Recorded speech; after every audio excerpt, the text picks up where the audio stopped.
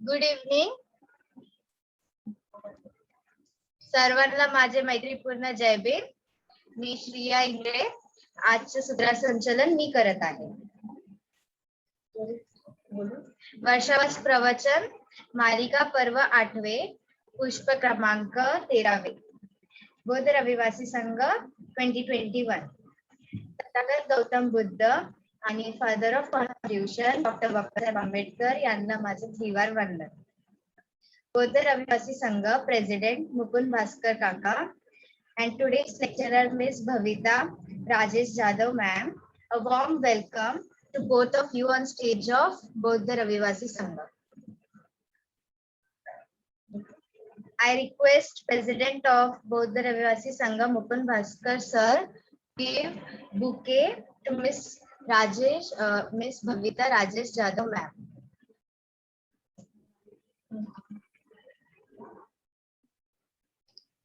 भविता मॅडम, बौद्ध रहिवासी संघाच्या वतीनं आपल्या आभासी स्क्रीनवर एक बुके आला असेल.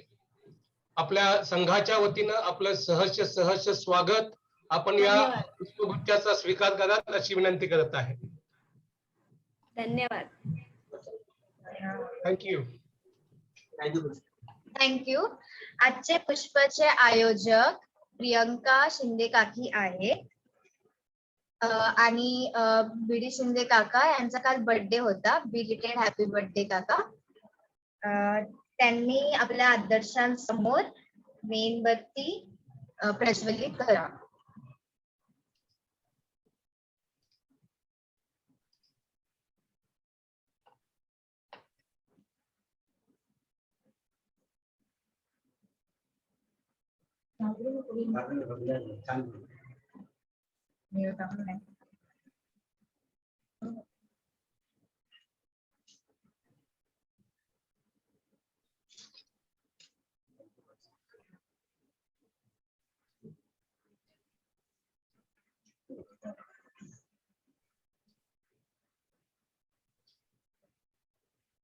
थँक्यू. अध्यक्षांनी मेडिटेशन घ्यावे. सर्वांना मैत्रीपूर्ण जय भीम. आजच्या या वर्षावास कार्यक्रमात निमित्त आपण ज्या काही पारंपरिक वस्तूंचं समर्पण करत असतो, काया वाचा मने आपण आपल्या श्रद्धास्थानाला आपलं तन मन धन अर्पण करत असतो. अगदी पारंपरिकपणे आपण काही मिनिटांसाठी या कार्यक्रमाला एकरूप होत जे काही आपला पूर्वपार ध्यान साधनेचा कार्यक्रम आहे तो जवळजवळ 5 ते 7 मिनिटांसाठी आपण घेत आहोत. आपण सर्वांनी आहे त्या ठिकाणी जसं असेल तसं ज्या बैठकीमध्ये तुम्ही आहात अगदी त्याच अवस्थेमध्ये काही मिनिटांसाठी मला सहकार्य करायचं आहे. हळूवारपणे आपले. थँक्यू. निकिता गायकवाड हिने वंदना सूत्रपठण करावे. सर्वांना माझा मैत्रीपूर्ण जय भीम. जय भीम.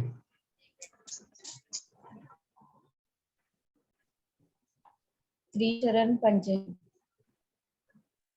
नमो तस्स भगवतो अरहतो सम्मा संबुद्दस्स. नमो तस्स भगवतो अरहतो सम्मा संबुद्दस्स. नमो तस्स भगवतो अरहतो सम्मा संबुद्दस्स. बुद्धं शरणं गच्छामि, धम्मं शरणं गच्छामि, संघं शरणं गच्छामि, द्वितीयंपि बुद्धं शरणं गच्छामि, द्वितीयंपि धम्मं शरणं गच्छामि, द्वितीयंपि संघं शरणं गच्छामि, तृतीयंपि बुद्धं शरणं गच्छामि, तृतीयंपि धम्मं शरणं गच्छामि, तृतीयंपि संघं शरणं गच्छामि. पाणातिपाता वेरमणि सिक्खापदं समादियामि. अदीनदाना वेरमणि सिक्खापदं समादियामि कामेषु मिच्छाचारा वेरमणि सिक्खापदं समादियामि मूसा प्रॉब्लेम ना.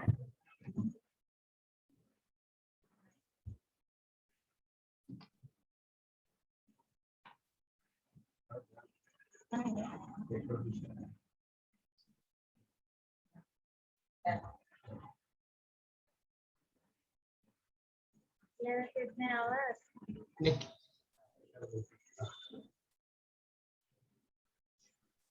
मुसावादा वेरमणि सिक्खापदं समादयामि सुरामेरय्यमज्जपमादठाना वेरमणि सिक्खापदं समादयामि साधु साधु साधु.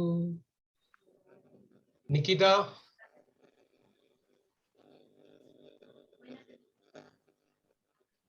ओके, काहीतरी डिस्टर्ब आहे.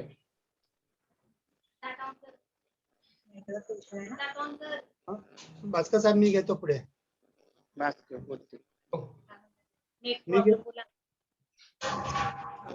जॉईन झाले वाटतं. आवाजाचा प्रॉब्लेम असेल तर मी घेऊ का? निकिता त्यांना परत एकदा विचारा. ठीक आहे, निवास साहेब. Okay okay. बुद्ध पूजा.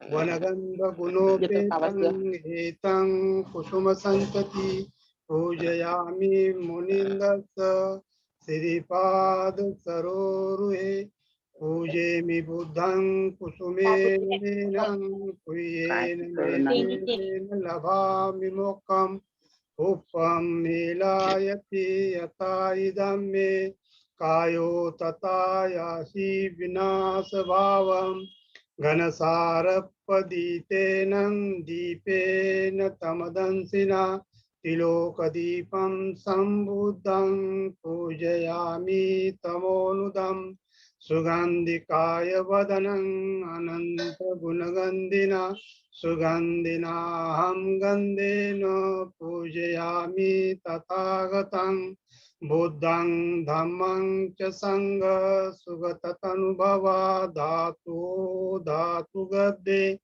लंकाय जम्बुदीपे तिदसपुरवरे नागलोके चतुपे सभ्ये बुद्धसबिम्बे सकलदसदिशे केशोलोमादिधातुं वन्दे सभ्येऽपि बुद्धं दशबलतं बोधिचेत्यं नमामि वन्दामि चेत्यं सभं सब्बठानेषु पतिष्ठितं शारीरिकधातु महाबोधि बुद्धरूपं सकलं सदा.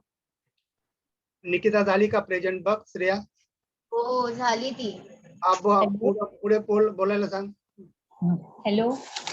हा निकिता स्टार्ट. ऍक्च्युली ना नेटचा प्रॉब्लेम होता ना म्हणून. ओके चालेल. ओके भीम स्मरण. भीम स्मरण.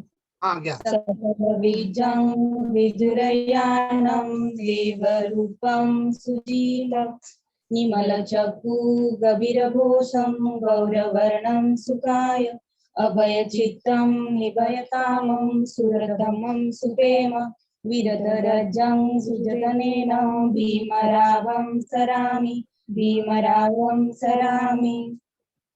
भीम स्तुती. दिव्य प्रभरत्न तू साधु वरदान तू आद्य कुलभूषण तू भीमराजा सकल विद्यापती ज्ञान सतसंगती शास्त्र शासनमती बुद्धि तेजा पंकजा नरवरा रत्न स्वजन उद्धार भगवंत आमुचा खरा भक्त काजा चौदार संगरी शास्त्र धरिता करी तापला हरी उरी रौद्र रूपा मुक्तिपद कोणता जीर्ण स्मृती जाळीता उजाळीता अगतिका मार्ग साजा राष्ट्र घटना कृती शोभते भारती महामानव बोलती स्वार्थ संज्ञा शरण बुद्धाश्रमी शरण धम्माश्रमी शरण संघाश्रमी भीमराजा प्रतिज्ञा अष्टगुणो सचित बुद्ध गुणो अनंतो धम्म गुणो अनंतो संघ गुणो अनंतो माता पिता गुणो अनंतो आचार्य गुणो अनंतो धम्मपालन गाता सब पाप सकरण निकिता आता नाही. 2 मिनिटं. धम्मपालन गाथा शेवटी बोल. ओके, ठीक आहे. हो. श्रेया कवर कर. चल. हो, थँक्यू. थँक्यू, चांगलं बोललं. नेटवर्क इश्यू असेल तरी छानच बोललेलं. गुड इव्हनिंग, मिस भविता Rajesh Jadhav ma'am, our today's lecturer.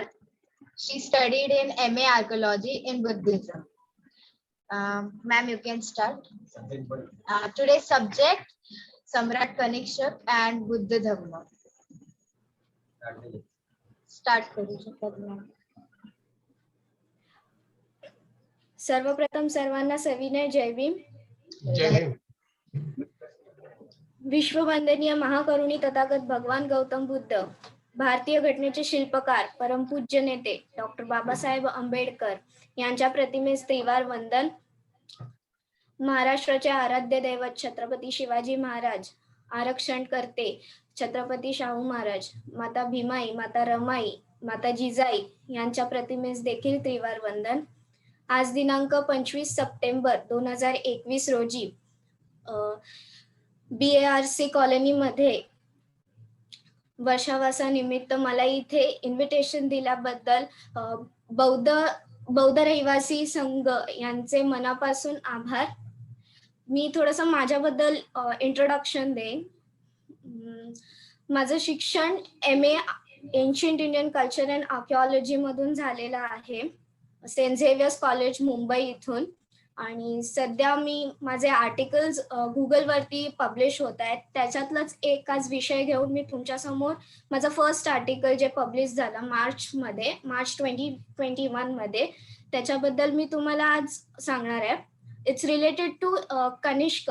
म्हणजे मोस्ट ऑफ द लोकांना माहिती नसतं की Kanishka, who is Kanishka.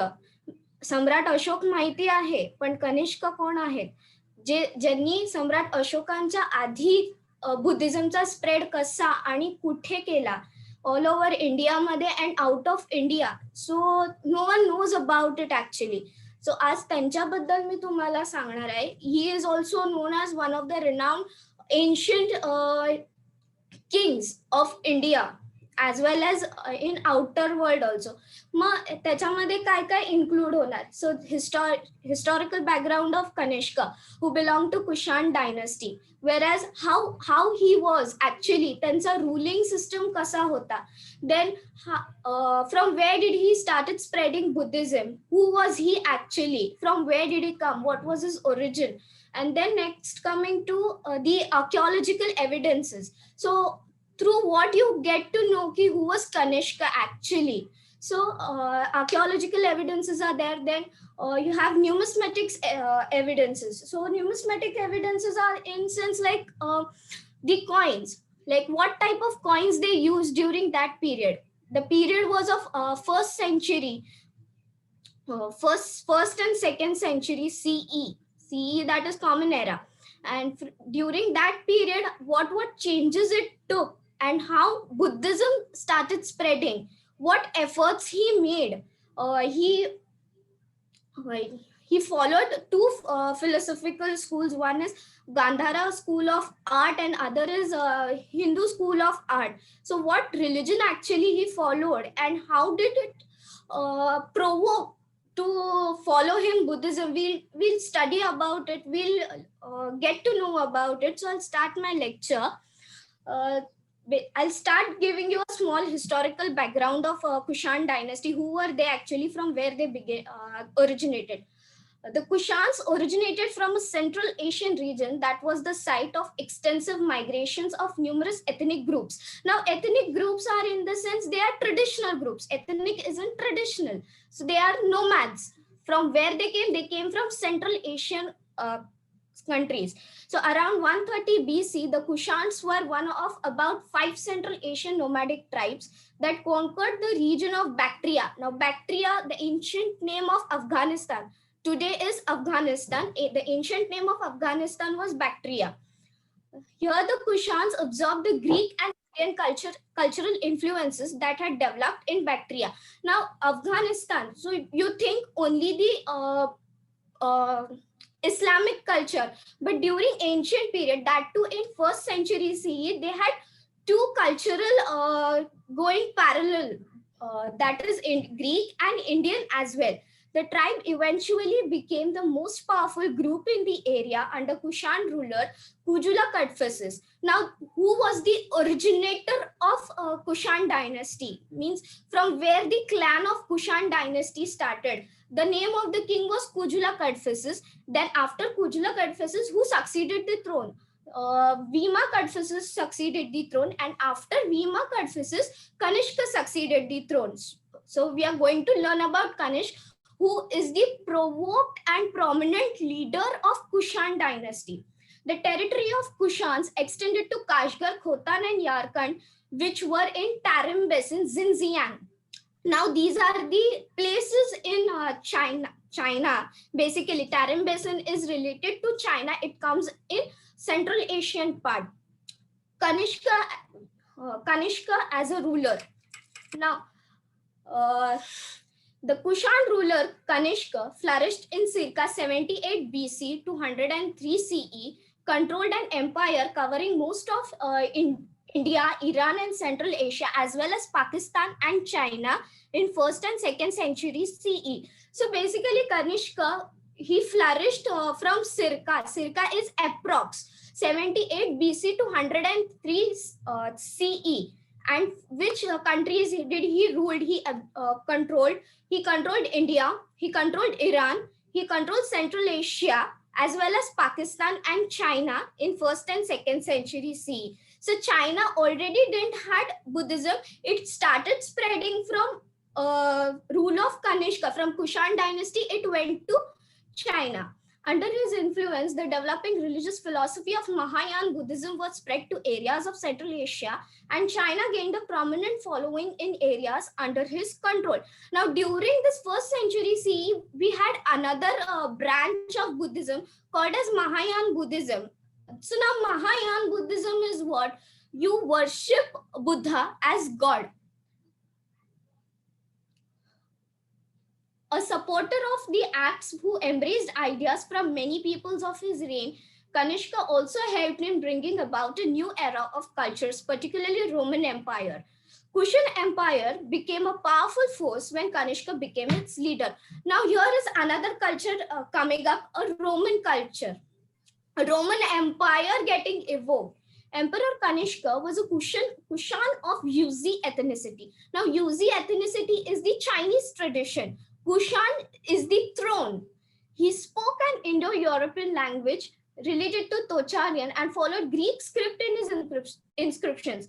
Now, he follows a Roman Empire. He uses Indo-European language. His scripts are in Greek. So it's a multicultural, multilingual dynasty we could see in our 1st century CE of ancient history. Kushan Empire also included Kashmir, where a town, Kanishkapur, is named after him. Now in Kashmir, you find one town named as Kanishkapur. Why Kanishkapur? Because he conquered that area or that town. That's why the town name is given as Kanishkapur.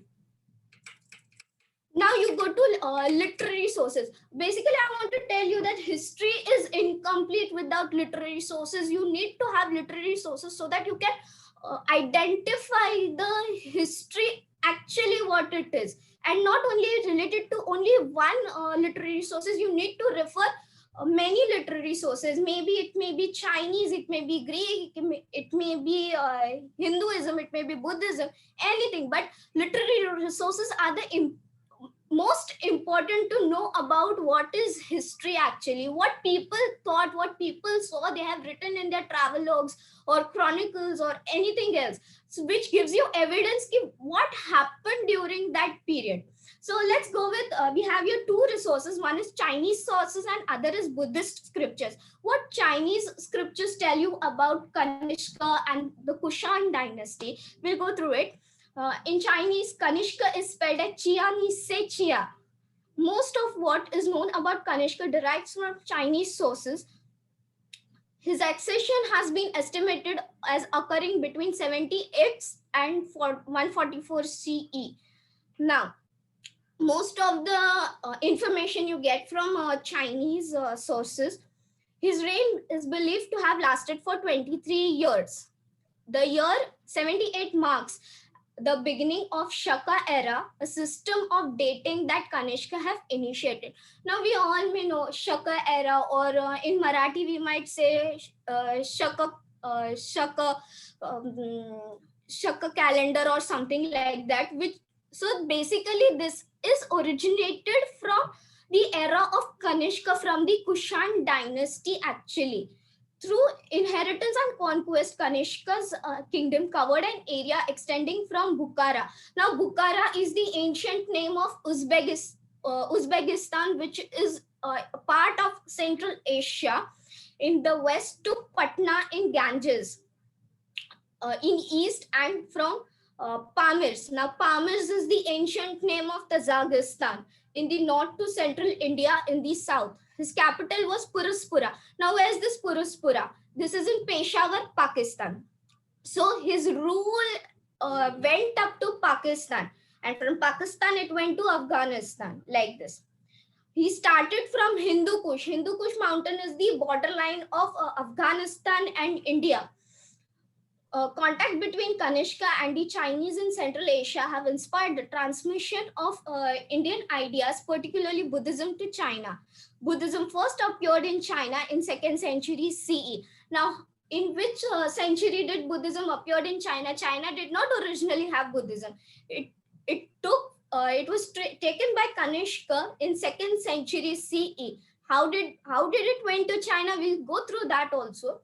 As a patron of Buddhism, Kanishka is chiefly noted for having convened the 4th Great Buddhist Council in Kashmir, which marked the beginnings of Mahayana Buddhism. Now, he is noted as to have the 4th Buddhist Council in Kashmir. At the council, according to Chinese sources, authorized commentaries on Buddhist canons were prepared and engraved on copper plates. These texts have survived only in Chinese translation and adaptation.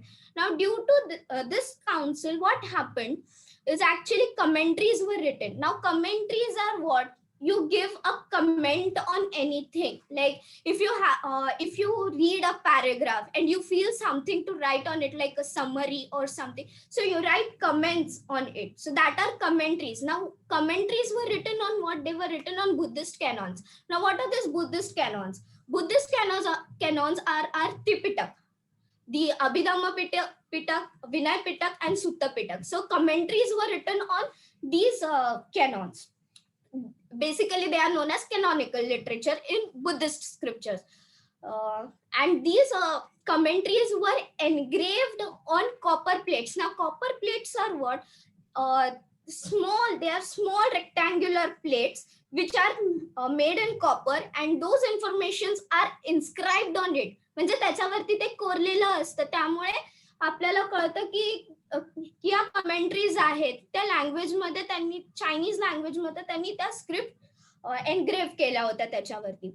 These texts have survived only in Chinese translations and adaptations. Now, what happened? Since it's a Chinese source, Chinese literary sources, so these are being survived and preserved in Chinese translations only. Now, coming to Buddhist scriptures, see, there are so many legendary stories about Kanishka preserved in Buddhist religious scriptures. त्यांच्या खूप महान कथा आहेत Buddhist religious scriptures मध्ये preserve केलेल्या. He was equally admired as Ashok, Harshavardhan and into Greek Menander म्हणजेच Milind.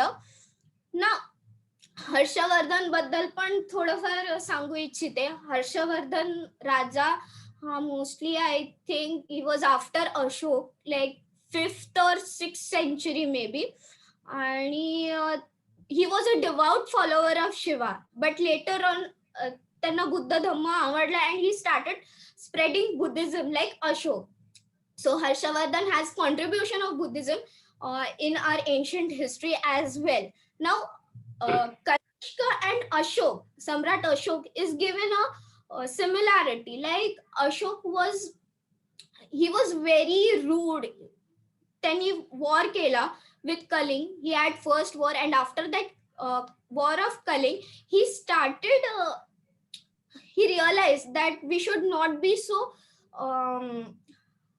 We should not be so harmful or rude to people.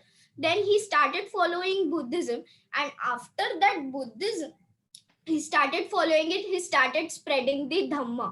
Now, how did he started spreading the Dhamma?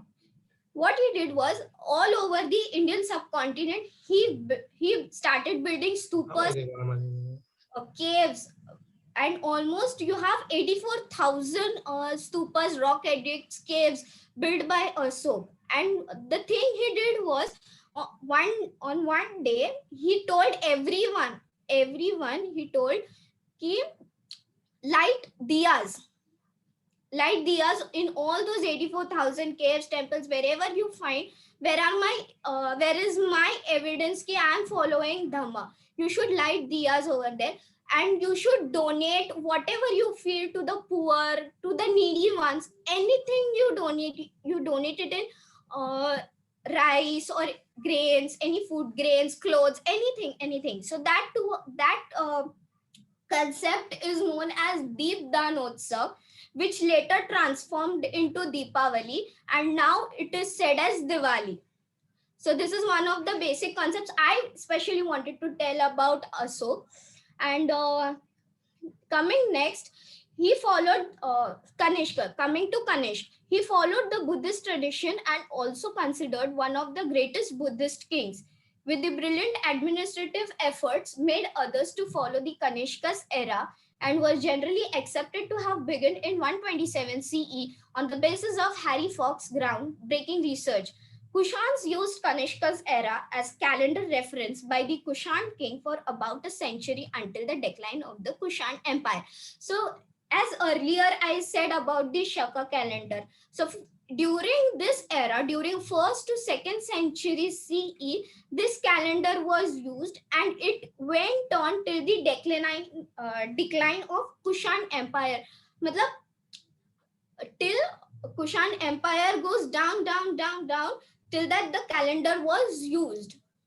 Now coming to religious sentiments of King Kanishka. Now, how was he? What was his religious sentiments? Like, what religion did he follow? We'll study about this. Kanishka was a tolerant king, and his coins show that he honored Zoroastrian, Greek, and Brahminic deities as well as the Buddha. Now, he followed 4 religions. He was patronized to 4 religions, that is Zoroastrian, Greek, and Brahminic, as well as the Buddha. He was equal to all these religions. During his reign, contacts with Roman Empire via Silk Road led to a significant increase in trade and exchange of ideas. Now, during his reign, what happened? Exchange of ideas and trade started beginning. So, due to this trade, his ideas also traded and transported through different states and different parts of the world. The most remarkable example of the fusion of Eastern and Western influence and his reign was the Gandhara school of art, in which classical Greco-Roman lines are seen in the images of Buddha. Now, his most famous form of art is what? Gandhara school of art, as earlier I said, he formed two schools of art. That one is Gandhara School of Art and the other is Hindu School of Art. But most of the art is famous from his Gandhara School of Art, which belonged to Buddha. And in this Buddha is depicted in two forms. One is said as Bodhisattva and the other is said as Bodhisattva. Now what is the difference? याच्यामध्ये difference काय? बोधिसत्व आणि बोधिसत्व यांच्यामध्ये difference काय? तर difference असा आहे, बोधिसत्व म्हणजे Gautam Buddha prince सिद्धार्थाच्या भूमिकेत त्यांच्या अटायर मध्ये, राजकुमाराच्या अटायर मध्ये, आणि बोधिसत्व म्हणजे प्रिन्स सिद्धार्थ हे एका काय बोलतात सेजच्या रूपामध्ये, संन्यासाच्या रूपामध्ये हे मेडिटेशन करताना जेव्हा त्यांना ती एनलाइटमेंट मिळते त्या प्रोसेस मध्ये ते बोधिसत्व झाले. Now you come to philosophical schools during the reign of Kanishka. The king's reputation was largely discussed in Buddhist scriptures. He followed Buddhist tradition and encouraged the Gandhara school of Greco-Buddhist art and Mathura school of Hindu art. King Kanishka personally maintained religious equality. As मी मगाशीच म्हणाले, त्यांना ते religious equality maintain करत होते. He had embraced both with Buddhism and Persian cult of Mitra. Now here comes the Persian cult also, as he follows Zoroastrianism. He maintained a close relationship with Buddhist scholar Ashwaghosh, and later he became a religious advisor. Now, who was Ashwaghosh? Ashwaghosh was a Buddhist scholar as well as his poet.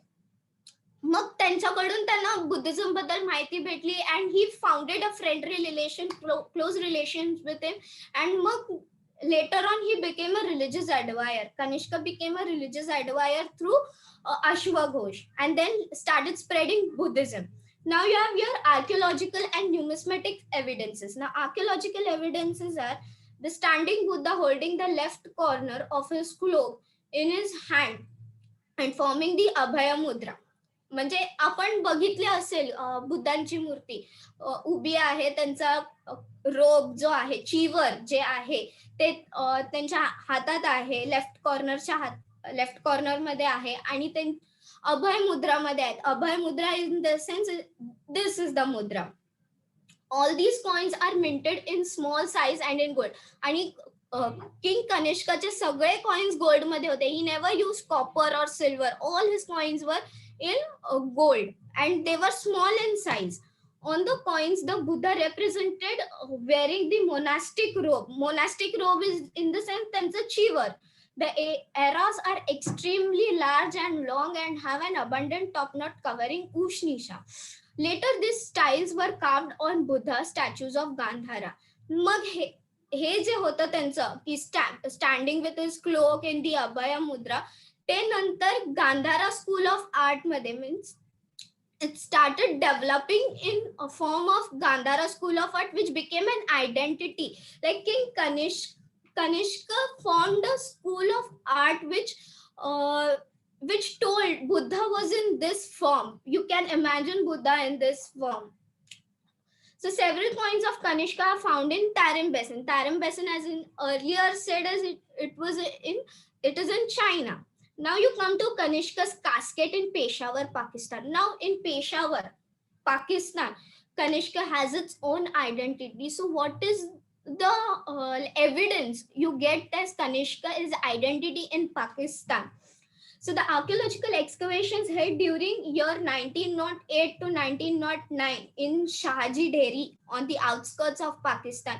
म्हणजे गावात वेशीच्या बाहेर आपण बोलतो तिथे एक छोटस like place आहे ज्याचं नाव आहे शहाजी डेअरी. मग त्याच्यामध्ये तिथे त्यांना हे कास्केट भेटलं ना. Casket is what, it's a small box, एक छोटी अशी पेटी, काहीतरी आपण ज्याच्यामध्ये ठेवतो त्याला कास्केट बोलतात.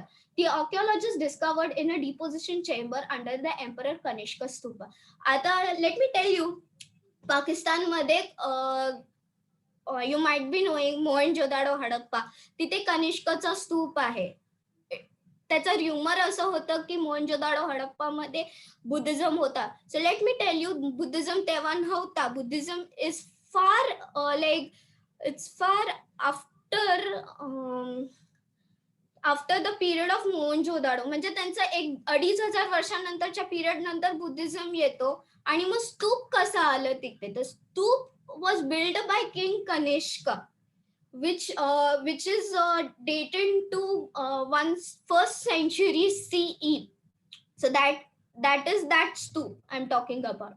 It is today at the Peshawar Museum. It contains 3 bone fragments of the Buddha which are now in Mandalay and Burma. आता त्या स्तूप मध्ये 3 बोनचे फ्रॅगमेंट्स आहेत बुद्धांचे, आणि ते आता तुम्हाला बर्मामध्ये सापडले जातात. The casket decorated with Buddha and his worshipping. The lid of the casket shows the Buddha on the lotus pedestal. Pedestal म्हणजे काय, त्यांचा जो बेस असतो तो लोटसच्या शेप मध्ये आहे आणि तिथे बुद्धांची मूर्ती आहे. आणि अँड वर्शिप बाय ब्राह्मणा अँड इंद्रा. मग बुद्धांना वर्शिप कोण करते, एक ब्राह्मण आहे आणि एक इंद्र आहे जो बुद्धांना वर्शिप करते. The body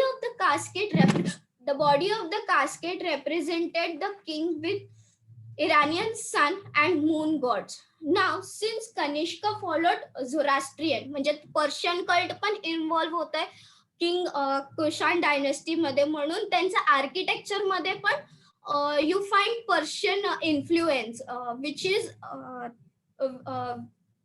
त्यांच्या गॉड्स थ्रू. मग त्यांचे गॉड कोण, तर Iranian sun and moon gods. On the sides of the casket, 2 images are seated. On the sides of casket, 2 images of a seated Buddha is worshipped by royal figures.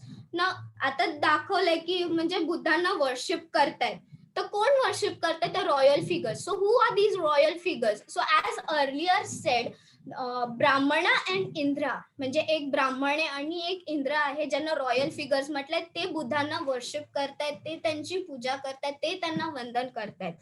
Now king Kanishka's contribution to Buddhism. Now he spreaded Buddhism, but how did he spread it? Then what efforts did he make to spread Buddhism? At the beginning, the king was very violent, faithless ruler and merciless tyrant. जसं मी मगाशी म्हणाले की जसं king Ashok होता, emperor Ashok होता, तसाच king Kanishka होता. He was very violent, म्हणजे कोणाची काळजी नाही करायची. He use to wage war and have fights and do whatever he feels to do.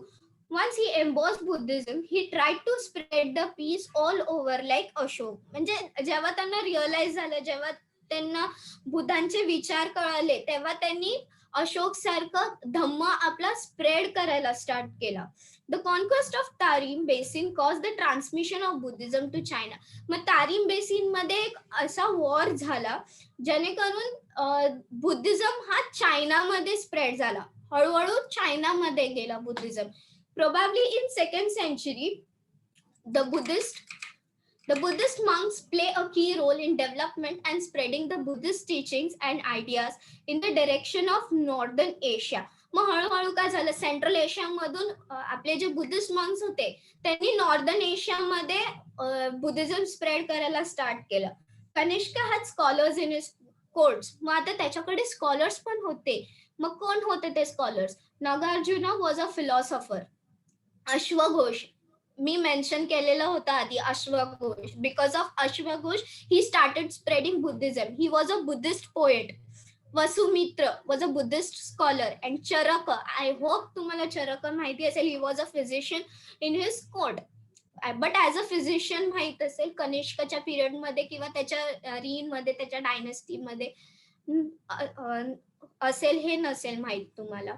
So basically हे जे 4 स्कॉलर्स होते ते त्यांनी कनिष्कला प्रोवोक केलं की to follow Buddhism. Through their thoughts Kanishka started spreading Buddhism in all over parts of the world.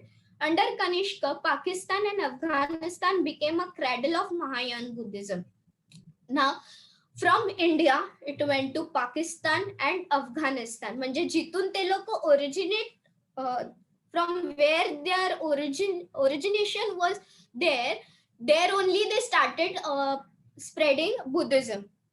Now, numerous stupas and monasteries were built in Gandhara. Now, आता Gandhara school of आर्टला नाव कसं दिलं तर प्लेसचं नाव गांधारा आहे आणि तिथेच स्तूप आणि खूप मॉनेस्ट्रीज कनिष्कने बिल्ड केलेल्या आहेत.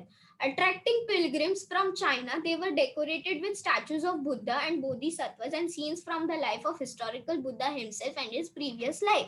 Now, तर त्याच्यामध्ये काय काय कार्विंग्स आहेत तर मॉनेस्ट्रीज आहेत, स्तूप आहेत. बेसिकली स्तूप मॉनेस्ट्रीज मध्ये you will find carvings of what the pre birth stories of Buddha. Now what are these pre birth stories? These pre birth stories are basically the Jatakas, जे आपण जातक टेल बोलतो. These are the pre birth stories. They are carved on these stupa.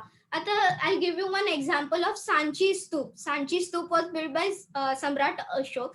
त्याच्यामध्ये you have various pre-birth stories of Buddha. And then coming to Bharut स्तूप, you also have a pre-birth story of Buddha depicting जेव्हा महामायेला स्वप्न पडलं with that white elephant. So these are the pre-birth stories which are depicted on the stupa, which gives you a lot of history to know about it. As Mahayana developed, Buddha himself became the object of worship. Now, as earlier, starting मध्येच मी तुम्हाला सांगितलं की Mahayana बुद्धिझमचं exaggeration काय आहे की they started worshipping Buddha as God. Now, as this developed, as Mahayan Buddhism started developing, Maha means the big and Yan means a vehicle. So, the great or the big vehicle. And you have the another sect known as Heenyan. Heenyan is the small and Yan is the vehicle, that is small vehicle. So, as Mahayan developed, Buddha himself became the object of worship. The Swat Valley was a major center of Tantric Buddhism.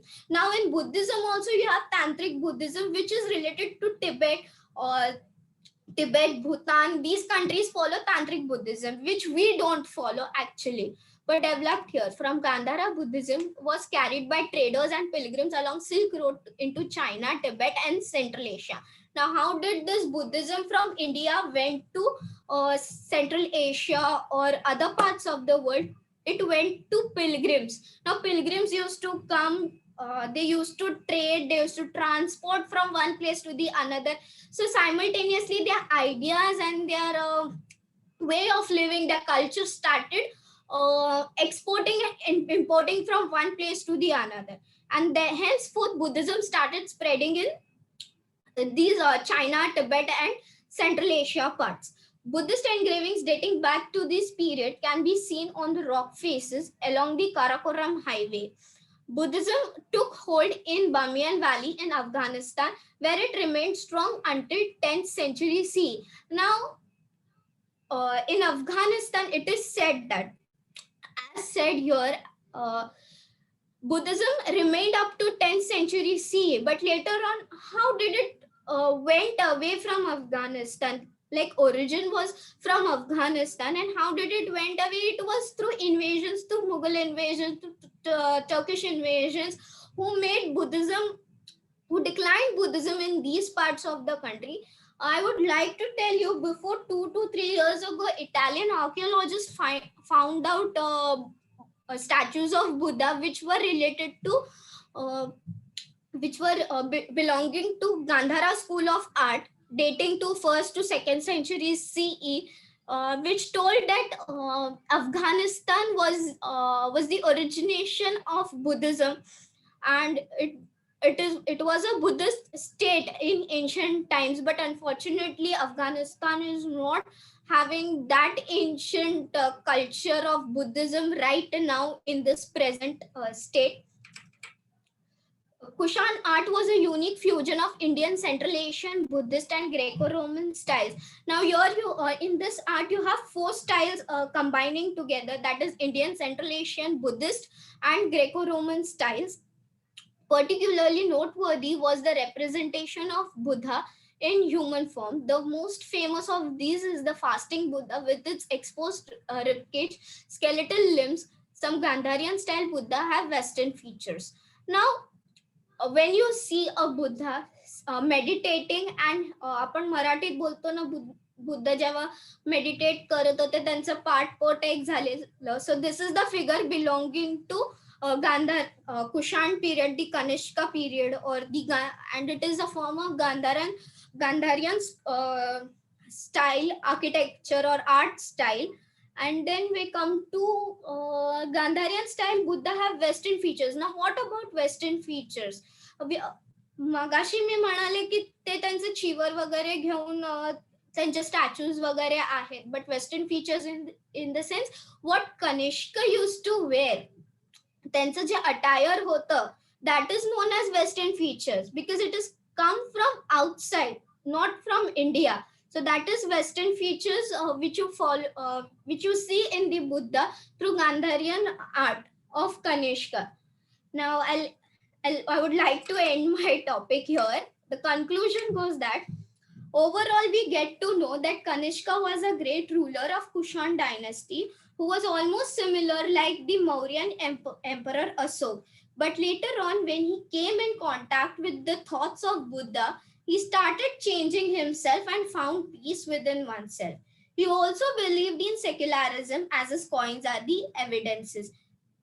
On either side, he was a great patron of Buddhism and contributed his life in spreading Buddhism through art and architecture, developing art schools like Gandhara School of Art and Mathura School of Hindu Art. He started spreading Buddhism through trade routes, also especially through Silk Route, which made Buddhism spread into China too. During the reign of Kanishka, Mahayana Buddhism started developing.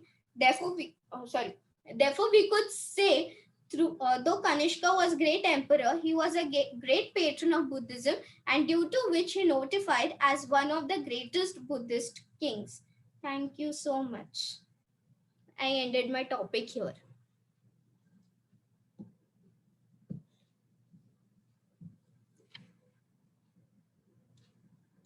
Thank you.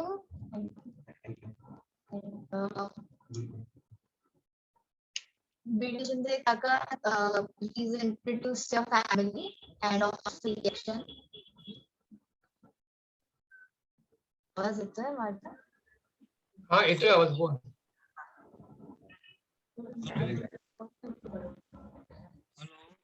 B.D. Shinde काका, तुम्ही तुमच्या फॅमिलीला introduce करा आणि reaction पण द्या.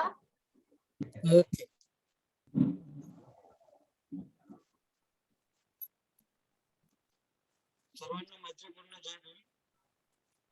शिंदे साहेब आवाज hello hello, येतो आवाज? थोडासा कमी येतो. हॅलो हा ठीक आहे, ओके. हॅलो, एक मिनिट.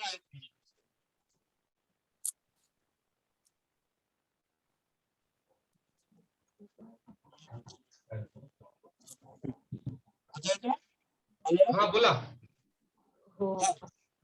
मी आपल्या सर्वांना मैत्रीपूर्ण जय भीम करून आज वर्षावारसा निमित्त रविवारी संघ वतीने आज वर्षावारसाचा 8वा पर्व व 13वा पुष्प शिंदे परिवाराकडून या ठिकाणी आयोजित केलेले आहे.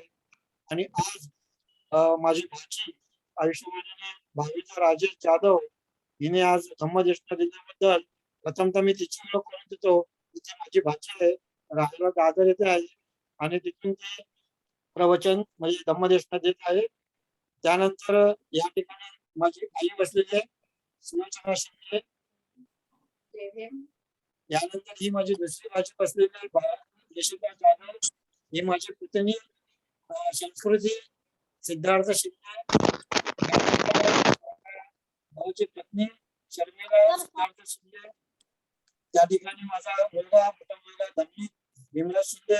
तिथे बसलेला माझा भाऊ सिद्धार्थ धनराज शिंदे. या ठिकाणी माझी बहीण बसलेली आहे शलाका राजेश जाधव.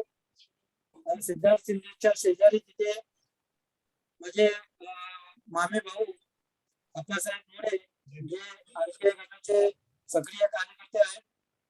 आणि त्यानंतर या ठिकाणी माझी मिसेस म्हणजे आजचे संयोजक, जे वर्षाचे संयोजक आहे, माझी मिसेस प्रियांका भीमराज शिंदे. अशा प्रकारे हा परिवार आहे.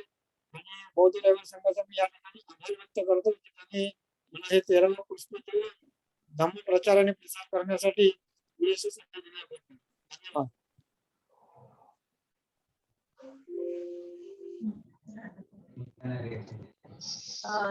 त्यांना रिएक्शन द्यायचं आहे या फिर बोलायचं आहे तर बोलू शकता. श्रेया, हा. आदरणीय विनोद सोनवणे यांना काहीतरी बोलायचं आहे, म्हणजे त्यांना फीडबॅक द्यायचा आहे. फीडबॅक हा चालेल. विनोदजी, आपण बोलू शकता.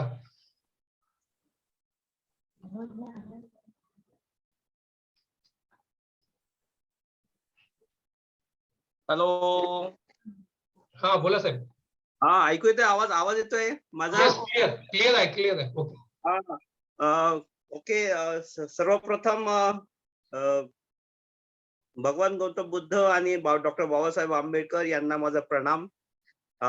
खूपच छान प्रोग्राम झाला. ऍक्च्युली मला असं वाटलं होतं की हे जे लेक्चर आहे हे खूप कोणी एक एजेड माणूस वगैरे कोणीतरी देणार आहे, बाई वगैरे किंवा प्राध्यापिका वगैरे. पण मला स्पेशली हे एका मुलीने ते लेक्चर दिलं आणि she is now pursuing her study. Thank you so much. Bhavika ना? Bhavika. Bhavika, thank you so much for today's talk. Especially, I congratulate you for your merit, which is reflected in every aspect in the talk. It's surprising that you have covered history from ancient India to the modern world, covering all the geographical coverage. It's really inspirational to all who read the books or not. And your influence and the lucid language, which would inspire many youngsters here in our group, that is what I like, and that you handle the session so fluently, and that too in the bilingual language, English as well as Marathi. I think this strategy of learning history as well as the science would lead you in your future life. I could see that your future is very bright. That is all what I wanted to say. Yeah. It's not my question. It is not my question. What I would like to say that what are the reference you collected and what are the sources for that? Thank you. Okay, sir, I will forward you my link, which is foundation. Thank you, Lord. All the best. All the best. I'll forward you the link so you can refer to the references also.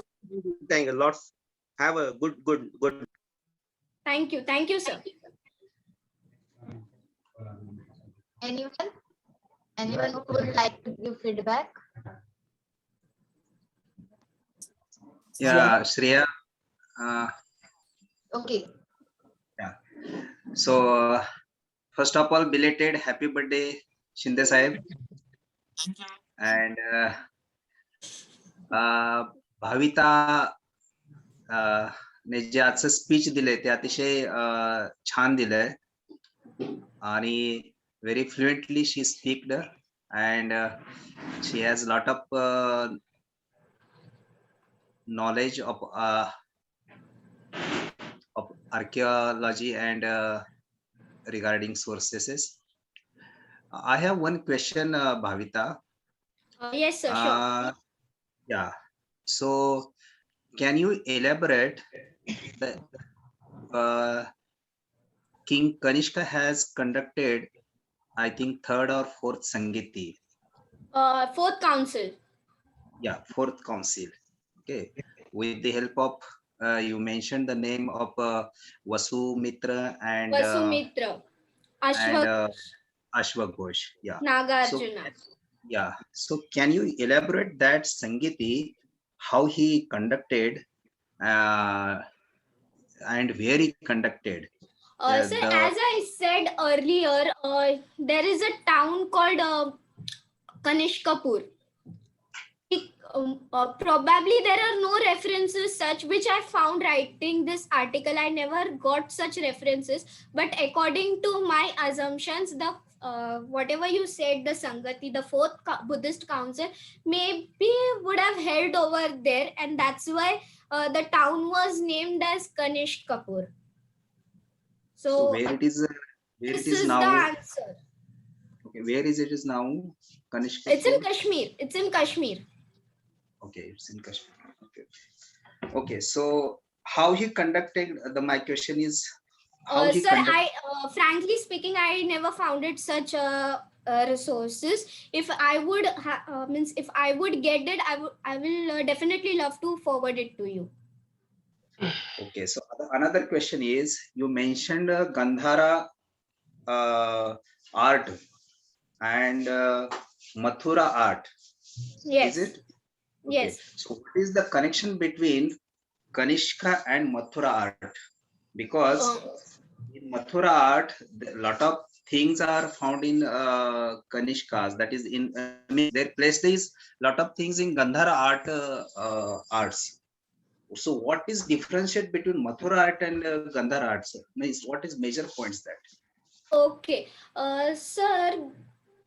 Gandhara art is basically related to Buddhism, whereas Mathura art, you could be said, there are no such references, but still I'll tell you Mathura school of art is a Hindu art, where it is showed, Buddha is showed in the form of Vishnu or so, but this art did not get that fame, whereas Gandhara school of art got much fame. Okay, so if you say Mathura art is a Hindu arts, so then I just visit. I mean, just I saw the video which our Rajaratna Ambedkar has shown the Mathura museum. Maybe many of Okay. our has visited, Okay. but in there, whatever I saw, there is no Hindu statues or Hindu something is there. So whatever So that. that's what I said. Buddha is shown in a Hindu form, in the form of God. If you have any references, please forward it to me. I'll check. I'll recheck it. No, I don't have this. I don't have that much references. Maybe you have more. Okay. No. It's okay. It's okay. I might also get confused, or I might be also wrong. It's okay to export and import each other's ideas. Okay, no problem, Bhavita. So you give very nice lectures, and I think Thank this you. is your first lectures like this mock. So maybe in future you can prepare the mock. So see I just give the suggestions to look the mob and your preparation. According to that, you prepare the lectures because this type of lecture when you presenting in the research scholar in front of research scholar or in front of the professional. So that is very good and very nice. I give out of 199 marks. Okay, so thank you. and so wish you all the best and best of luck. Thank you. Thank you, sir. Bhavita madam. Yes, sir. आज आपल्याला ज्या काही बुद्धांच्या मूर्त्या पाहायला मिळतात विविध shape मध्ये आणि त्यांचा जो चेहऱ्याचा जो सौंदर्य आहे ते अनेक प्रकारचं आपल्याला दिसतं आणि आपण असं ऐकतो की ते कनिष्काच्या कालावधीमधील आहे. तर मूर्त्या आणि कनिष्क राजा यांचा जो कन्सेप्ट आहे आज आपण असं म्हणतो की मूर्तीपूजा गरजेचं आहे का, तर मूर्तीचा जो मेन कन्सेप्ट आहे तो कनिष्कापासून आलेला आहे. तर मूळ मूर्ती घडवण्या पाठीमाग कनिष्कांचा महत्वाचा उद्देश काय होता? उद्देश असा सांगता येणार नाही, पण ते जास्त लोकांपर्यंत पोहोचावं. बुद्ध हे स्क्रिप्चर्स आणि त्याच्या व्यतिरिक्त मॅन्युस्क्रिप्टच्या व्यतिरिक्त ते म्हणजे बुद्ध कसे होते ऍक्च्युली ते लोकांना म्हणजे इमॅजिनेशन कसं म्हणजे बुद्धांचं इमॅजिनेशन कसं व्हायला पाहिजे त्याचा तो उद्देश होता आर्ट फॉर्म फाइंड करण्यामध्ये. त्याच्या पाठीमागे काही स्टोरी आहे काय, म्हणजे मूर्ती कशा घडवल्या? नाही, माझ्या तरी रिसर्च मध्ये असं स्टोरी वगैरे नाही, बट जेव्हा मी माझं मास्टर्स करत होते तेव्हा ही एक छोटीशी स्टोरी नजरेस आली, ती तुम्हाला मी आता एक्सप्लेन केली. ठीक आहे, थँक्यू. थँक्यू. नेक्स्ट. हॅलो. सर्वांना विनय जय भीम. हा, जय भीम. जय भीम.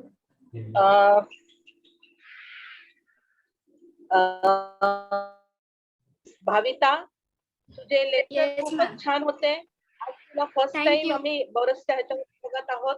तर तुझे हे असे प्रवचन पुन्हा पुन्हा आम्हाला ऐकायला मिळावं आणि तुझ्या पुढच्या वाटचालीस खूप खूप शुभेच्छा. जय Bhim. Thank you. Thank you. Thank you. जय भीम. निवास साहेब. हॅलो. निवास साहेब बोला. हा. नाही, बाजूला आवाज येतो म्हणून थांबलो. ओके. हा. First of all, I wish to congratulate Bhavita. Thank you, sir. I feel it was a first lecture or earlier you have delivered any other lectures? Sorry, sir, you're not audible. My voice is clear. There may be problem in your. Okay, okay. Will you repeat your sentence? It was a first. It was your first lecture or earlier you had delivered any other places? Earlier, I had participated in national and international conferences, but my Wow. topics were different. One was of BMC workers and other was on Dalit movement. And last year, I again gave a lecture on Pali literature for the session of Varshavas in my area. And this is my 4th time. Wow. Whatever may be. But your lecture was very informative, and it was giving ancient information and spread of Buddha Dhammas in India and outside of the India. So it was a very informative and very much information. It came through your lecture. Thank you. So I feel your studies are very rich in this Buddhist literature, and I also feel that you will get a bright success due to this good study, and I wish so also. Thank you. Thank you, sir. Thank you so much. Another thing I want to tell is this. असं मराठीमध्ये असं बोलतात की गुरुनी आपल्या शिष्यांना आपल्यापेक्षा श्रेष्ठ घडवणं हा गुरुचा एक सर्वात चांगला सद्गुण आहे. आणि आताची जर पुष्प पाहिली, गेल्या वेळचं पुष्प, त्याच्या अगोदरचं पुष्प, आजचं पुष्प, या पुष्पांमध्ये ज्यांनी अँकरिंग केलं, ते अँकर करणारे एकापेक्षा एक असे श्रेष्ठ दर्जाचे वाटत आहेत. कालच्या पुष्पामध्ये साळवेताईंनी अँकरिंग केलं होतं, फार उत्कृष्ट अँकरिंग झालं. आजच्या पुष्पामध्ये अँकरिंग करणारी स्त्रिया मला हायकोर्टातली टॅलेंट ॲडव्होकेटच्या वेशामध्ये वाटते. फार छान आहे तिचं. मग याच्या अगोदरही तिने अँकरिंग केलेलं आहे, पण आजचं अँकरिंग हे थोडं स्पिरिच्युअल आहे. गेल्या वेळेला तिने स्टेज परफॉर्मन्स केला होता, फार छान होता. पण हा आजचं अँकरिंग पण तिचं फार छान आहे. आणि दुसरी गोष्ट की आजची वंदना निकिताने घेतली. काही कनेक्शन प्रॉब्लेममुळे काही अडथळे आले, पण छान परफॉर्मन्स होता तिचा.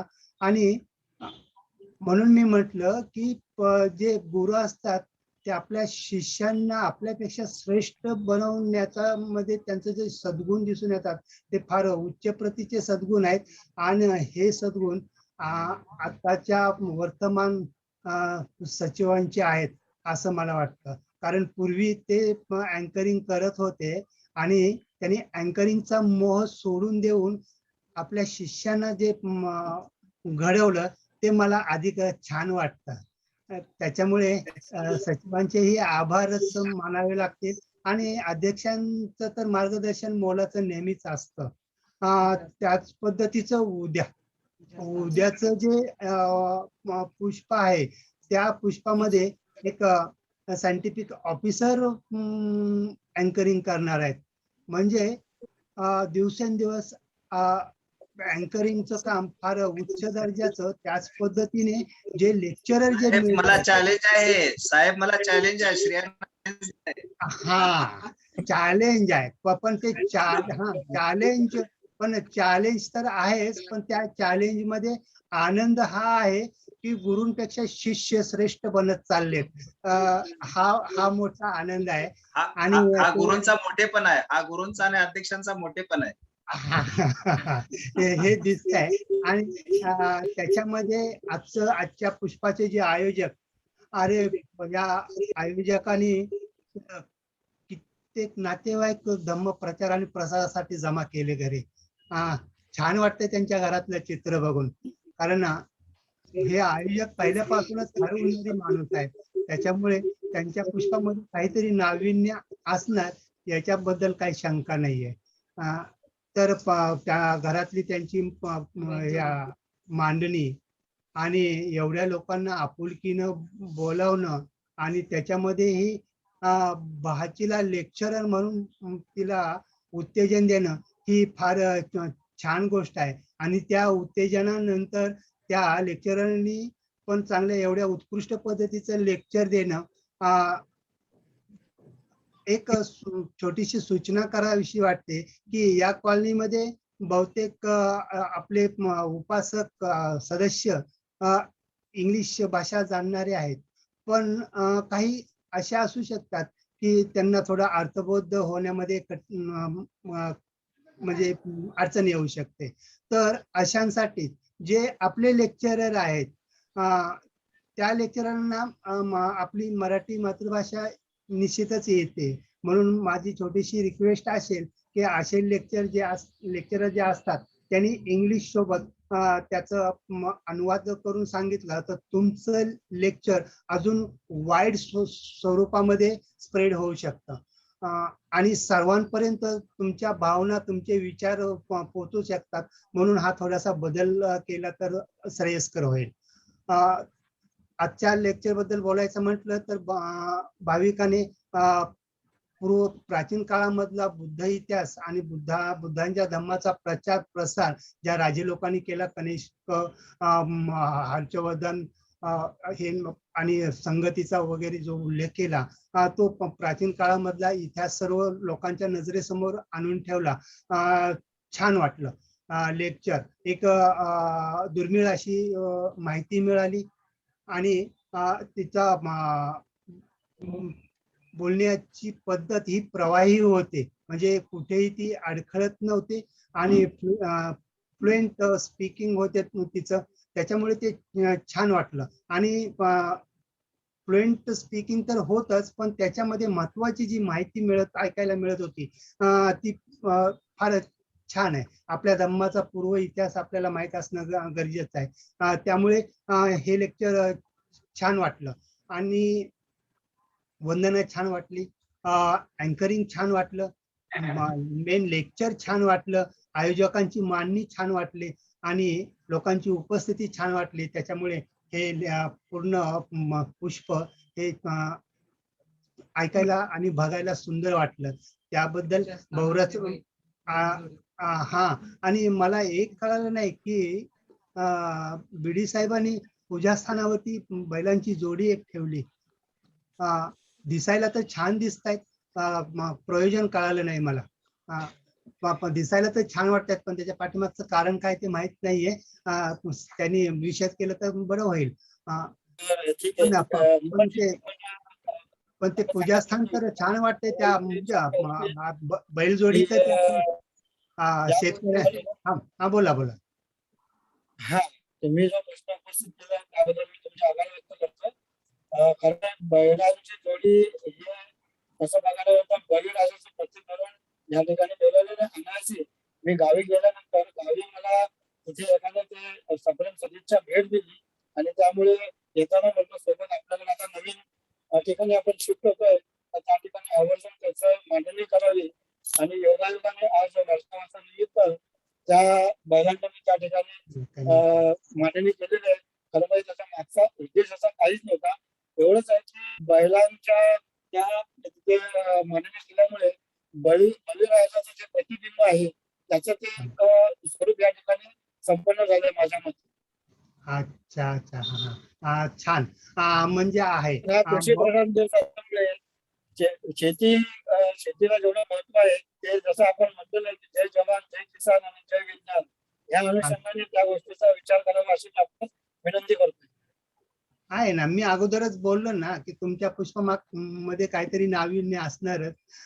तर त्या पद्धतीने ते दिसून आलं. असो, छान वाटलं पुष्प. श्रेयाचं अभिनंदन. आणि वंदना घेणारी ही मुलगी निकिता, हिचं पण मनापासून अभिनंदन. पुष्प आयोजकांचं अभिनंदन आणि संपूर्ण बौद्ध कमिटीचंही अभिनंदन करतो, आभार व्यक्त करतो आणि थांबतो. सर्वांना जय भीम.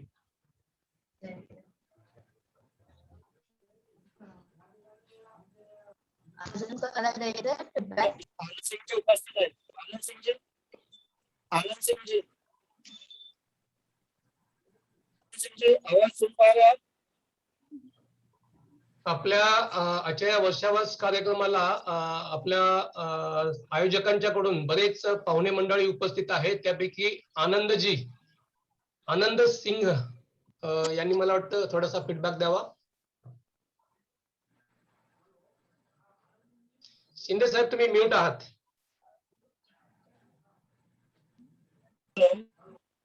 हा, आजचे जे पाहुणे मध्ये जॉईन झालेल्या या वेबिनार मध्ये आयुष्यमान तुमचा आवाज क्लिअर येत नाही. शिंदे सर, आवाज हे माझ्या बंधूंचे परममित्र आहेत आणि तसे आमचे घरोघरचे संबंध आहेत. ते मॅनेजर पदावर आहेत. आपण आमंत्रित करावं त्यासाठी मी आजच्या या वर्षावासानिमित्त त्यांचं मनोगत या ठिकाणी व्यक्त करण्याची त्यांना विनंती करतोय. आनंद सिंगजी.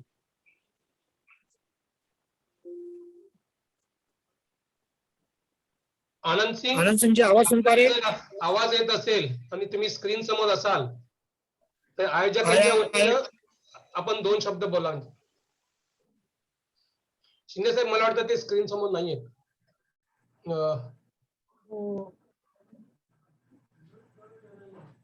काही टेक्निकल प्रॉब्लेम.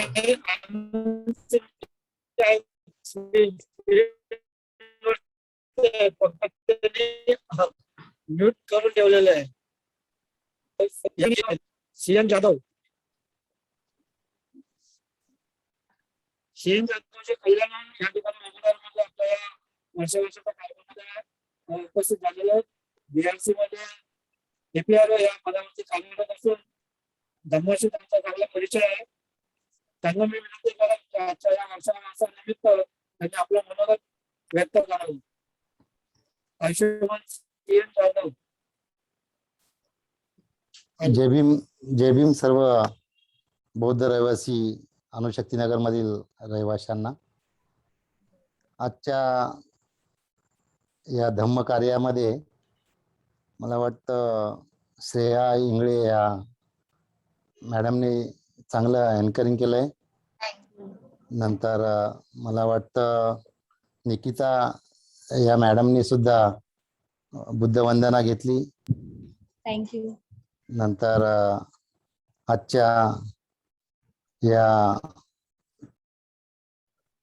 स्पीकर मला वाटतं भाविता मॅडम यांनी सुद्धा चांगल्या प्रकारे आपल्याला बुद्धकालीन इतिहास सांगितला. आणि मी प्रत्येक ह्या आपल्या बौद्ध रहिवासी संघाचे हे कार्यक्रम अटेंड करत असतो आणि मला तुमच्या सर्वांचा एकोपा, तुमच्या सर्वांचे सामंजस्य आणि बौद्ध धम्माचा प्रसार आणि प्रचार करण्यासाठी तुमची जी तळमळ आहे ती खरोखर प्रशंसनीय आहे. तुम्ही खरोखर सगळे मिळून जे काम करतात ते खरोखर म्हणजे त्याला तोड नाहीये. आणि असंच कार्य तुमच्या हातून सतत घडत राहो आणि आम्हाला तुमच्याकडून बौद्ध धम्माबद्दल जे काही इतिहास किंवा प्रसार आणि प्रचार ऐकण्याची संधी मिळो, हीच भावना व्यक्त करून मी माझे 2 शब्द संपवतो. धन्यवाद. जय Bhim. Thank you.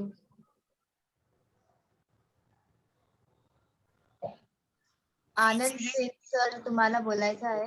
Would you like to speak? Hello, एक मिनिट. हॅलो, येतो आवाज माझा? हा, बोल. सर्वांना मैत्रीपूर्ण जय भीम. आजचं जे काही प्रवचन होतं, खरोखर भाविता खूप तिचं पुण्यानुमोदन करतो मी.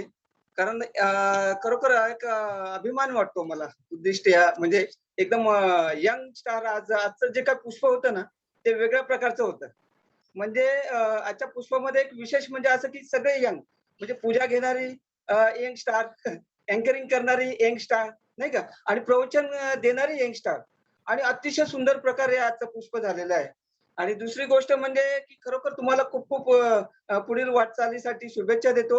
आणि भाविताला मला हे सांगायचं की त्या इंग्रजी तर काही लोकांना समजत नाहीये, परंतु जर का अजूनही तर त्याच्यामध्ये जर थोडंसं म्हणजे जसं निवस साहेबांनी सांगितलं की थोडं मराठी पण हे केलं असतं तर अजून ते अजून चांगलं मला म्हणजे लोकांना काही लोकांपर्यंत पोहोचलं असतं. आणि मला खूप म्हणजे उत्सुक होतो मी, कारण राजा कनिष्क हे जे काही विषय घेतला होता तू, तर खरोखर मला अजून त्याच्याबद्दल मला माहिती हवी होती भरपूर, परंतु इंग्रजी मला काय पाहिजे तसं समजत नाही, मग त्यामुळे मला काही समजलं नाही पाहिजे तसं. पण राजा कनिष्क आणि नागार्जुन, आचार्य नागार्जुन, आचार्य अश्वघोष, म्हणजे हे जे काही होऊन गेले ना, यांनीच खरोखर बौद्ध धर्म पुढे पुढे नेता आलं. आणि ह्याची माहिती आपल्या लोकांना, बौद्ध समाजाला माहिती नाहीये. तर हे खरोखर अतिशय चांगला तो विषय घेतला होता. पण अजूनही म्हणजे त्याच्यामध्ये थोडंसं मराठीमध्ये थोडं हे करून अजून स्पष्टता आली असती मला. आणि खरोखर अतिशय सुंदर आजचं होतं पुष्प, आणि त्याबद्दल सगळ्यांना शुभेच्छा देतो पुन्हा एकदा तुमच्या वाटचालीसाठी. आणि इथेच थांबतो. जय भीम. ओके श्रेया. हा, थँक्यू. हॅलो थँक्यू का? हॅलो कोणाला काय बोलायचंय अजून? हॅलो हॅलो, आवाज येतोय का? हॅलो, श्रेया. सचिवांना बोलायला सांगा जरा. नाही, अध्यक्ष साहेबांनी बोलण्यापूर्वी एक छोटीशी सूचना आहे माझी. सूचना अशी आहे की काही ठिकाणी ना काही त्रुटी राहून जातात. अशा त्रुटी किंवा मिस्टेक राहू नयेत म्हणून एक नम्रपणे एक माझ्या नजरेत ते आलं ते नम्रपणे सांगू इच्छितो. हे नसावा, त्याचा गैरसमज नसावा की सूचना अशी की बऱ्याचदा आपल्या हातून अनावधानाने चुका होत असतात, म्हणजे that are not committed purposely. तर नानांनी एक हे टाकलं होतं माझ्या उद्याच्या लेक्चर विषयी, एक संदेश टाकला होता. त्या संदेशामध्ये नानाच्या हातून मी नानाशी याविषयी बोललेला आहे अगोदर. नानांनी अनावधानानं मुलांसाठीचं लेक्चर त्याऐवजी मुलांसाठीचं लेक्चर असं आलं होतं. म्हणजे मुलांना ऐवजी मुलं आली होती. पण जे चुकून झालं ते चांगलं झालं असं मला वाटलं. म्हणजे मुलं म्हणजे मुळंच आहेत, म्हणजे चिल्ड्रन आर रूट्स असा त्याचा अर्थ झाला. जी मुलं हवी होती ती चुकून अनावधानानं मुलं झाली होती, पण ते जे चुकून झालं ते चांगलं झालं होतं. कारण आम्ही मुलंच वाचले. हा, तर ते मला अधिक चुकलेल्या गोष्टी मला अधिक भावल्या, ही एक गोष्ट. दुसरी की आपण हे भीमस्तुती भीमस्मरण घेत असताना आज हिने घेतलं निकिताने, तर शस्त्र धरिता हाती असा शब्द आहे. शस्त्र धरिता हाती अनावधानाने, आणि या निकिताच्या तोंडून शास्त्र असं आलं, शास्त्र धरिता हाती. तर दॅट वॉज नॉट शास्त्र, दॅट वॉज वेपन, म्हणजे शस्त्र. पण तिचं अनावधानाने जी मिस्टेक झाली शास्त्र ते पण चांगलंच आहे. कारण बाबासाहेबांनी जे शास्त्र वापरलं ते धम्मशास्त्र होतं आणि धम्मशास्त्रानुसार त्यांनी बाबासाहेबांनी अनुचित गोष्टीवरती आघात केले. तर शस्त्राऐवजी शास्त्र शब्द झाला पण तो चांगलाच होता. पण मूळ शब्द शस्त्र आहे. हे मला सांगायचं होतं. तर ह्या ज्या अशा त्रुटी राहतात त्या त्रुटी राहू नयेत. कारण मूळ शब्द जो आहे तो यावा आपल्या बोलण्यामध्ये अशी म्हणजे अपेक्षाही आहे आणि मूळ स्वरूपात सादर करणं चांगलं आहे. ही एक गोष्ट. आणि दुसरी, आपण वंदना घेत असताना जे त्रिशरण जे घेतो त्या त्रिशरणामध्ये जो सिक्वेन्स आहे बुद्धं धम्मं संघं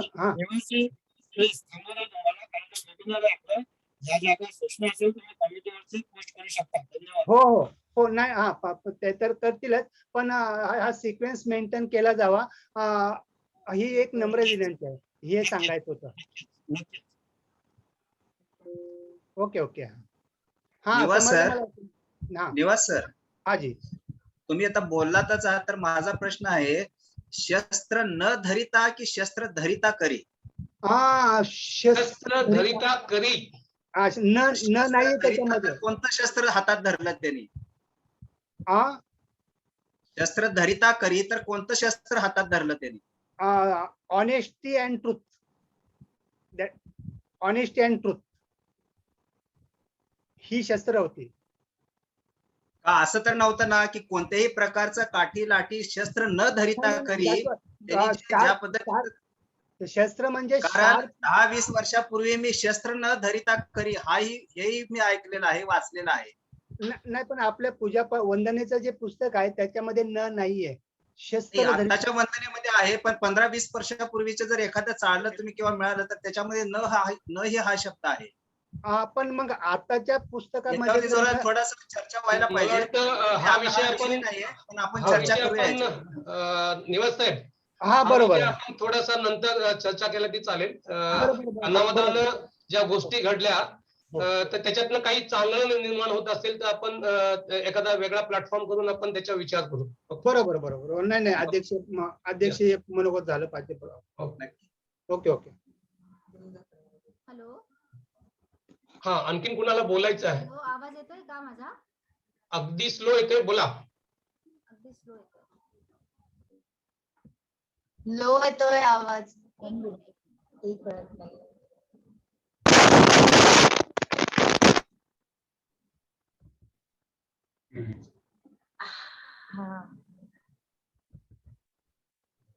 हॅलो मॅम, तुमचा आवाज लो येत आहे. एक मिनिट. हा.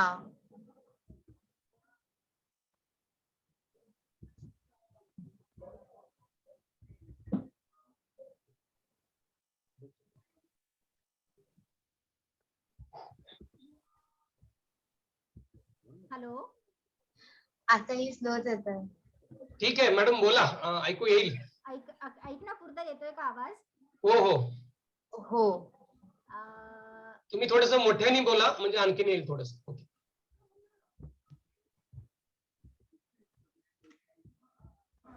First of all, I must say ki Shreya, you are looking very pretty today, and your anchoring is very good, very presentable, and I like it. And today's presentation program is very much interesting because I think all the youths are arranging all this from anchoring to Buddha Dham Vandana to presentation. And Miss Bhavita, ma'am, actually I thought that you are old aged person, maybe you are speaking about all this archaeology, but I must say ki when I saw you while giving presentation, I feel very proud. That is such a yes, such a young age you are giving very nice presentation about the archaeology department. And thanks for showing so much limelight on the Samrat Kanishka, as I never knew about him so much. And you give all the things very nicely about the Buddha Dham and his origin since the Samrat Kanishka. So thanks first of all. And I must say, Shreya, your anchoring is very good and you are very much confident. And I think you should improve your things in such a line so that you can give more such opportunities in our Bodh Rahivasi Sangh. And I like this innovative idea of Mr. Dilip Pingre sir, because I know he does such new creativities and ideas in this Pravarchan. So this is very good, and I must say this is very nice thing. I really liked it. Thank you so much. Thank you, ma'am. I will definitely look further on this line. You are very beautiful, first of all, I should say. Thank you. Okay, and I'm very proud of you. Thank you, ma'am. Thanks a lot.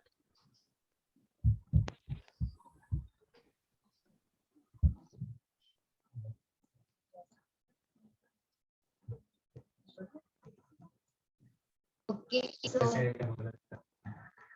President, I request you to speak few words. I mean feedback. सर्वांना मैत्रीपूर्ण जय भीम. वर्षावास प्रवचन मालिकेमधील हे 13वा पुष्प आहे आणि या पुष्पामध्ये संघाच्या सदस्यांनी सांगितल्याप्रमाणे तरुण नेतृत्व लीड करत आहे आणि त्याबद्दल या कार्यक्रमाच्या निमित्तानं सर्वप्रथम मी भाविका मॅडम तसंच श्रेया आणि निकिता यांचं खूप खूप पुण्यानुमोदन करत आहे.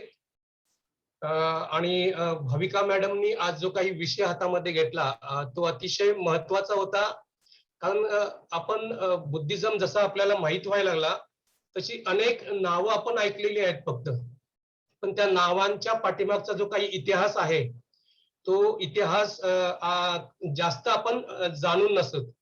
आणि म्हणून मला वाटतं हा जो काही जम्बूद्वीप आहे आपण अनेक वेळा ऐकलेला असेल, अगदी त्या काळापासून हा जो काही कुशाण राजवंश आहे आणि त्याचा जो सम्राट आहे त्या सम्राटाचा संपूर्ण इतिहास आज आपल्याला ऐकायला मिळालेला आहे.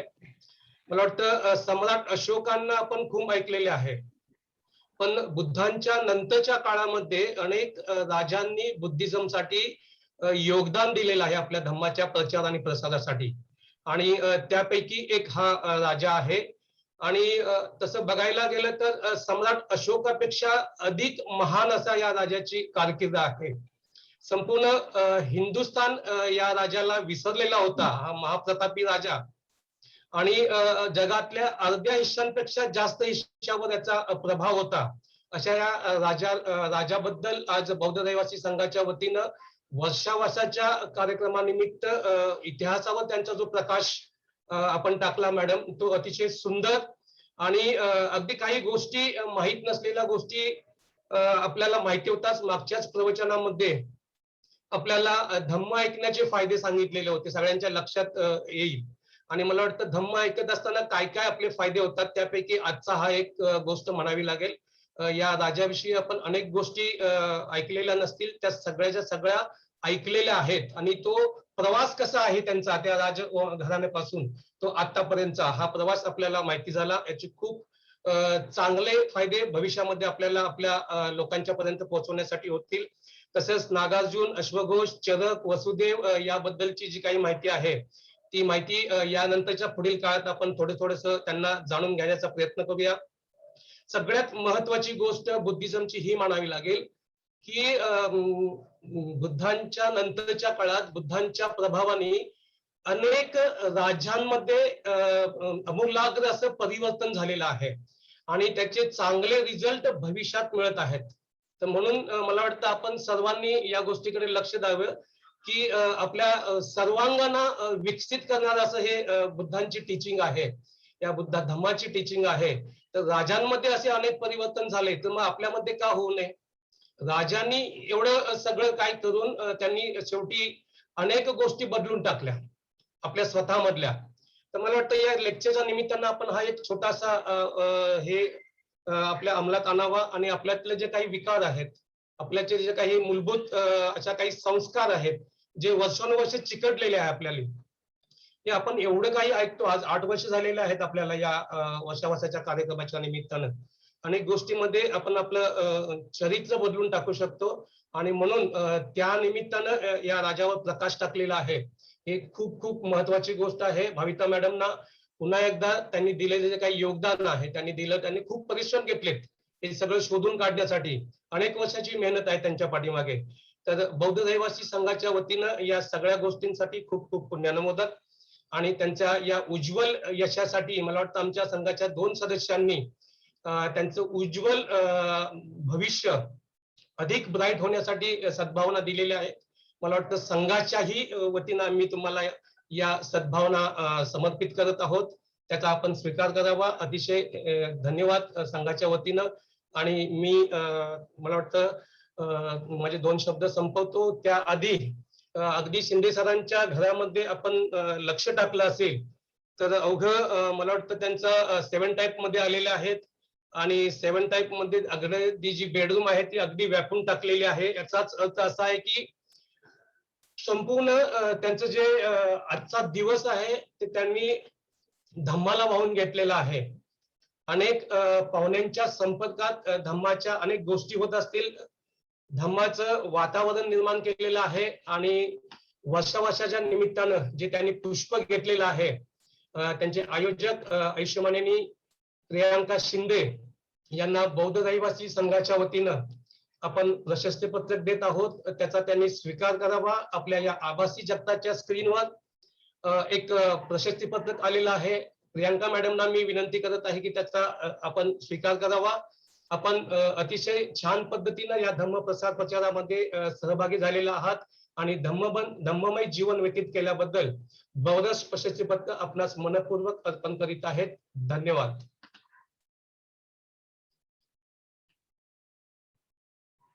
Shriya. Thank you. Thank you today's organizer, Kaki and Kaka. Rajesh Jadhav ma'am, today's lecturer. I personally like your lecture and it was very informative for me. And I never heard about this king actually before, but today I got to know a lot about it. So thank you. And Nikita for Vandana, Ajay Sarve sir who handles media, and thank you each and everyone who is present here today. And okay, also thank you Boris to give me chance to speak, to anchor today. And I also thank you my father who told me who encouraged me to do this. So yeah, thank you everyone. And Thammabalan Gata Nikita.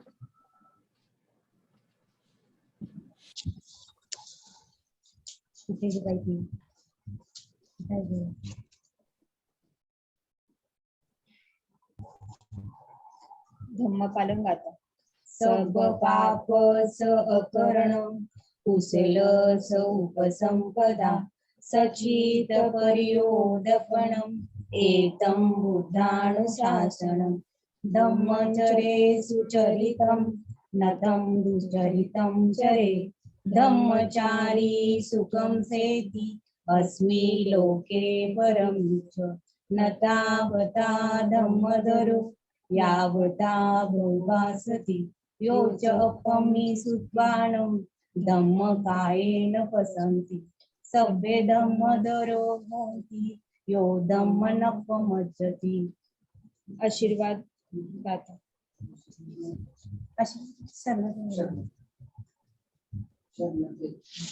नति मे शरणं गयं बुधो मे शरणं वरम् एतेन सज्जवचेन होतु मे जय मंगलम्.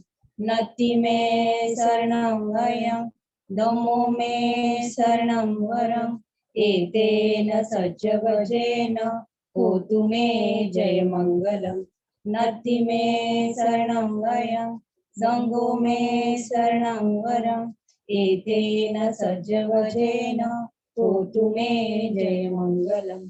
साधु साधु साधु. जय भीम सर्वांना. जय भीम सर्वांना. कार्यक्रम संपलाय. Thank you.